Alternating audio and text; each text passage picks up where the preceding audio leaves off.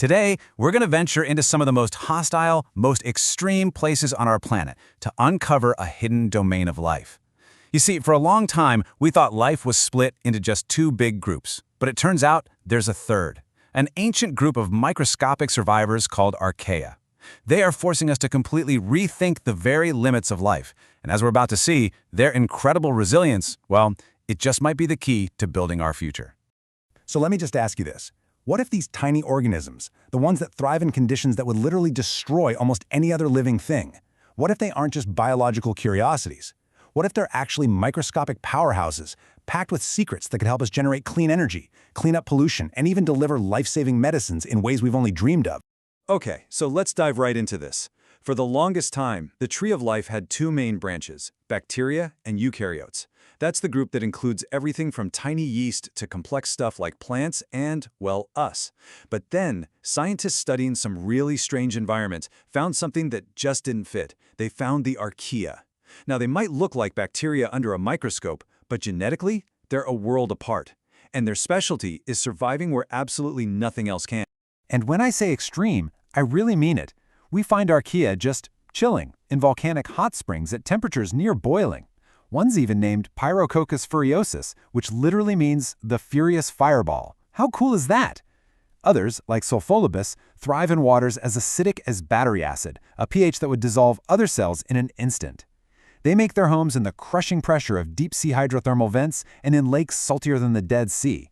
These things aren't just survivors, they are the undisputed masters of their extreme domain. But, even the toughest life forms have predators. And it turns out, Archaea gets sick too. They get infected by viruses, but these are completely unlike any you've ever seen before. The world of archaeal viruses is incredibly diverse, it's mysterious, and we've barely scratched the surface. Scientists call them highly elusive, partly because their hosts are just so difficult to grow in a lab. I mean, you can't just put them in a regular petri dish. You basically have to recreate a volcanic vent on your lab bench. The strangeness of these viruses is just incredible. I mean, forget the typical roundish shapes you might picture for a virus. Archaeal viruses come in forms you won't see anywhere else in biology. We're talking about viruses shaped like lemons, slender spindles that look like tiny needles, and even elegant little champagne bottles, complete with a cork at one end. And these unique structures, they're not just for show. They hint at some equally unique ways these viruses interact with their incredibly tough hosts. Which brings us to a really fundamental challenge for any virus. After you've made thousands of copies of yourself inside a host cell, how do you get them all out to infect new cells? For many archaeoviruses, the answer isn't to just violently burst the cell open. No, they do something far more elegant and, frankly, kind of mind-blowing. They build their own custom escape hatch. This structure is called a virus-associated pyramid, or VEEP, and it's a perfect seven-sided pyramid that actually forms on the inside of the host cell membrane. It's this precision-engineered exit strategy, a microscopic Trojan horse built from the inside out. The process itself is just fascinating. It all starts with hundreds of copies of a single protein just floating around inside the cell. Then on some unknown signal, these proteins find each other on the inner membrane and just begin to self-assemble. First, they form a seven-sided ring, which then grows, facet by facet, into a hollow pyramid. This structure pushes outward with incredible force, eventually piercing the tough outer layer of the archaeal cell.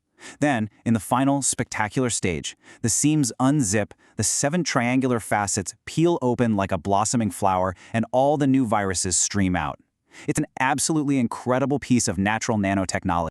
So, that's the virus. But what about the Archaea themselves? How do these survive these insane conditions of heat and acid and pressure in the first place? Well, the secret isn't in some kind of impenetrable shield. It's actually in their internal machinery. It's all about their proteins, specifically their enzymes. They're called extremozymes, and you can think of them as the super soldiers of the molecular world.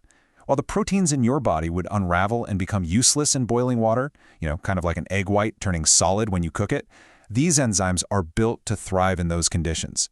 Their unique, tightly packed structures make them incredibly stable and functional when everything else would just fall apart. And that remarkable stability is exactly what makes them so valuable to us. In fact, there's a really good chance you've already benefited from an archaeal enzyme without even knowing it. If you've ever taken a modern medical test, or used a 23andMe kit, or even just watched a crime show where they analyze DNA from a crime scene, you've seen the power of an archaeal enzyme in action. I'm talking about the polymerase chain reaction, or PCR, the revolutionary tech that lets us amplify tiny bits of DNA into quantities we can actually study. And this is exactly how Archaea revolutionized a revolutionary technology. The first PCR tests used an enzyme called TAC, which came from a heat-loving bacterium. And it worked, but it was sloppy. It made a lot of mistakes when copying DNA. Then along came PFU polymerase from our old friend Pyrococcus furiosus, the furious fireball archaeon. As you can see, PFU not only works at even higher temperatures, but, and this is the crucial part, it has a proofreading ability. It literally checks its own work, correcting errors as it goes. This incredible fidelity is what made high-accuracy DNA sequencing possible, and it became the new gold standard for pretty much any application that needed perfect DNA copies. But high-fidelity PCR was really just the beginning. Once scientists realized the potential of these ultra-robust extremozymes, it kicked off a true biotechnological gold rush. Today, Archaea are being put to work as microscopic laborers in industries you would probably never expect. We are seriously in the middle of a full-blown Archaean industrial revolution. In biomining, for example, acid-loving archaea are used to dissolve minerals, leaching out valuable metals like copper and gold from low-grade ore that would otherwise just be waste. In clean energy, organisms like Pyrococcus are being engineered to produce huge amounts of hydrogen fuel from simple sugars. They're used in bioremediation to pull toxic heavy metals out of industrial wastewater, and their enzymes are deployed to break down stubborn pesticides and pollutants. Some can even capture waste CO2 and turn it into valuable chemicals. This isn't science fiction. This stuff is happening right now. So what's next? I mean, if we can already do all that, where does this technology go from here? Well, the most cutting-edge research is now looking beyond just using archaeal enzymes and is starting to use the very building blocks of the archaea themselves to engineer entirely new solutions. It turns out the lipids that make up archaeal cell membranes are fundamentally different from ours. They're way more stable. They have these unique chemical bonds that prevent them from falling apart at high temperatures or in acid. So scientists are now harnessing this insane stability to create tiny delivery vehicles called archaeosomes. These can be loaded up with drugs and are tough enough to survive the harsh journey through our digestive system to deliver their payload exactly where it needs to go. And the toolkit goes even deeper. Hey, remember those bizarre archaeal viruses? Well, researchers are now taking their empty protein shells, their capsids, and are testing them as nanotraffickers.